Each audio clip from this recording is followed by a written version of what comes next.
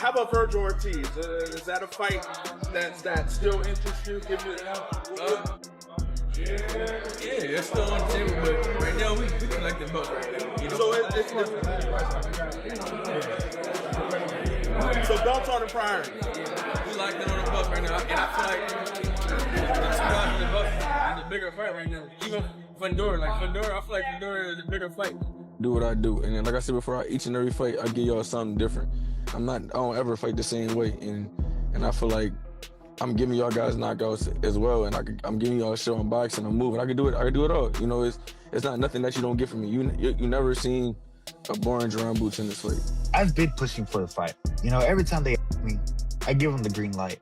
You know, it's only been one-sided green lights coming from out over here. The reason that the fight hasn't happened is simply because they haven't taken the fight.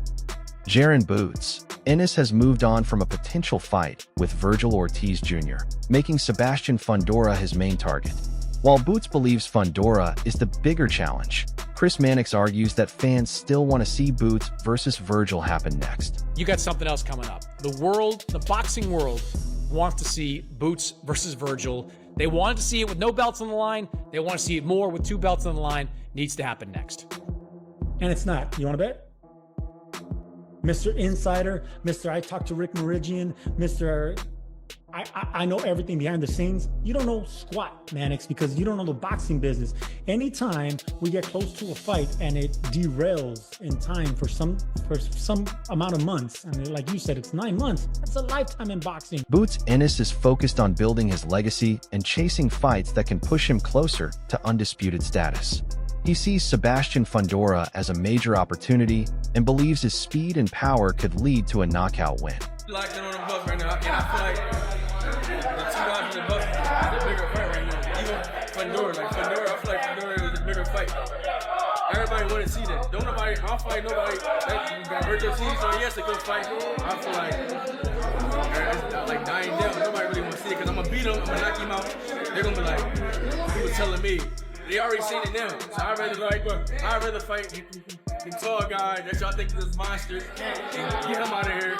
Then I run the whole. Virgil Ortiz Jr. is ready to return after his long absence and has one name in mind: Jaron Boots Ennis. Ortiz believes their fight would finally answer questions about who belongs at the top. I mean, I want the fight to happen. You know, that's kind of more of a manager question. You know what I mean? They just ask me if I want to fight. I say yeah. They work out the numbers. But, you know, I'm in the ring, in the gym, in the ring too, obviously. That's my job. As the interim WBC 154-pound champion, Ortiz believes he deserves a title shot against Sebastian Fundora. He remains frustrated that his mandatory opportunity has not arrived yet. He called Marisa Solomon, and we've asked for this fight before. We asked for it when, in person, when... You know, we met with Golden Boy. We were on the phone side by side with Golden Boy with Mauricio, and we asked for the fight. I am also not going to pretend I know how it works either, because I thought that if you had the interim, you were next in line. So, I mean, I'm just as confused as everybody else. Boots Ennis has stopped looking back at the failed Ortiz negotiations. His focus is now on becoming undisputed, with a possible unification fight against Fundora becoming the priority. Everybody asks me about it all the time. You know, I did my part, and like I said, I thought the fight was done. You know, after he had Fort Lubin, and we get out the ring, he talking about he want to fight Earl Smith. That's his dream fight. So I'm like, it was crazy. And then leading up to making the fight happen, I started training for that fight in January. So, because we were supposed to fight in March, then we were supposed to fight in April, then we were supposed to fight in May, then we wound up, you know, fighting Zayas. So I technically kind of like trained for 5 months, you know, for Zayas, because they switched my opponent and all that stuff. But, you know, it is what it is, and, you know, right now, like I said, my task is belts. I mean, I ain't, you know, I'm the man of this division. I do what I want, you know, and I got 2 belts in this division. Ennis believes his biggest weapon is adaptability. He says his ability to change styles and adjust during fights makes him difficult to defeat. I feel like I'm a boxer puncher, but I really do whatever I want though. For real. I can do whatever I want in the ring, and that's another thing. Like each and every fight that I have, I'm giving y'all something different. This last fight, I just gave y'all some dog work. The fight before that, I gave y'all first round knockout. The fight when I first stand on this, I was boxing and moving, not getting hit. Like I do whatever I want in that ring with these guys, and I feel like I'm like a variety bag of chips. Like whatever you want, you have. After his latest victory, Boots admitted he was not completely satisfied with his performance. He believes staying focused and improving every detail is what separates champions from legends. I watched that joint like 5 times. I still give myself a C, like C+. What I mean by I got lazy is just as like it got too easy, and it's the things that we work on in the gym. When things get too easy, get them out of there. They don't belong in there, get them out of there. You can't be getting lazy and get caught or anything. You don't want to get caught with nothing. So it just got too easy for me, and I got a little lazy, and that's things that we work on in the gym. Boots created headlines by saying Terrence Crawford would be easy work. Crawford responded by calling Ennis a hater and defending the legacy he built throughout his career. I told y'all Terrence Crawford has a very, very competitive nature. He has an extremely competitive nature. Extremely competitive. When you have the competitive nature that Terrence Crawford has, similar to that of Michael Jordan, Kobe Bryant, Floyd Mayweather, Muhammad Ali, their competitive nature is on a whole nother level. The Crawford versus Ennis debate continues, with many believing Crawford's experience and competitive mindset could make him even more dangerous if the fight ever happens. But when he did that interview with Gillian Wallow and he said Terrence Crawford was easy work, I knew that was going to rub Terrence Crawford the wrong way. I knew it was going to rub him the wrong way. And so now Terrence Crawford did this interview. He was asked about that, obviously, and he said, Terrence Crawford said, listen, the dude is a hater. That's what he said. He said, man, he's a hater, right? He said, he need to thank me. The way I look at it, when people bring this up to me, it's brewing. Terrence Crawford is not far removed from the sport. Some believe Crawford could return for the right opportunity. If Ennis continues pushing the rivalry, it could create the perfect motivation for a major showdown. Terrence Crawford is not far removed from the sport of boxing. He's not retired so far from the sport of boxing that he can't compete. I'm telling you, the right moment, the right price, and the right words said, to me, it's just brewing. It's brewing. And I truly believe we're going to get Terrence Crawford versus JaronEnnis. You had His Excellency Turki Al-Sheikh the other day said that he thinks Terrence Crawford coming back. Terrence Crawford just started training again, and he's saying like he needs to get back in the gym, etc., because he's training with Lester Martinez. The right fights, that JaronEnnis fight is brewing. Boots' team says the plan is clear.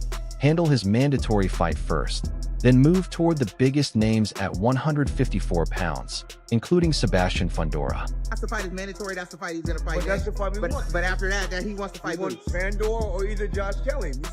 You heard what Boots said. We're trying to clean up the division. That 154 division. Once we clean that up, we might, we might be moving up. Ennis' team has closed the door on fighting Virgil Ortiz next, saying Ortiz's previous delays have changed the situation and their focus has moved forward. So is Virgil probably up next to Boots? Man, no. The reason why? Because all that stuff Virgil was doing, it had to be an act. Now him and De La Hoya back together, talking about fighting Boots and all that. Y'all made us wait. We wanted to fight right then. You know what I mean? You had us around waiting, and now y'all back together. You know what I'm saying? So, you know what I mean? You gonna have to be on the back of the head, at the end of the line. He's at the end of the line now? He's gonna have to be at the end of the line. You had us waiting all this time, and you didn't want to fight. Okay, so what's up next for Boots? What's up next? Well, he should be fighting like December, maybe December. Coach Brian McIntyre believes Ortiz may have lost momentum by staying inactive too long. A strong comeback performance will be important for rebuilding his position. They may have outsmarted themselves this time. You know what I mean? You come off your career best performance, you stop losing the ex-world champion in one round, 2 rounds, I'm sorry, and then you just take off for a year. You know what I mean? Now you out of the mix. Fundora has a belt. Boots got a belt. Josh Kelly got a belt. Now he could be waiting on the outside. He hasn't fought Fundora. He hasn't fought Kelly. You know, he's not lined up to fight any. A potential Boots versus Ortiz fight would be dangerous. Boots has the advantage in skill and toughness, but Ortiz's power inside the pocket could change everything. Rounds against him, imagine what Boots can do. And then somebody might say, yeah, well, Virgil, his punches are shorter and tighter. If he catch Boots and clips him, he might hurt, and he might. Because I personally think that Virgil is better than Xander. That's my personal opinion. So yeah, we got to just see.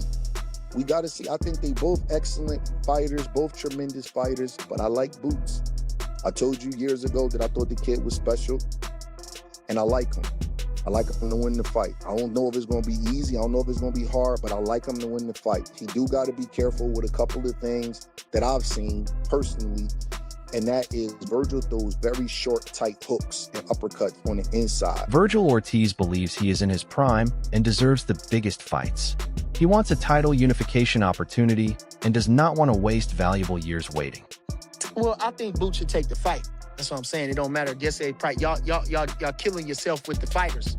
Stop that stupid shit. The man gonna fight. That's it. You know. Boots said he'll fight him. It don't matter. Boots. That's a great fight for Boots. If I'm Boots, get him up there. That's all. I get him up there. If that's the.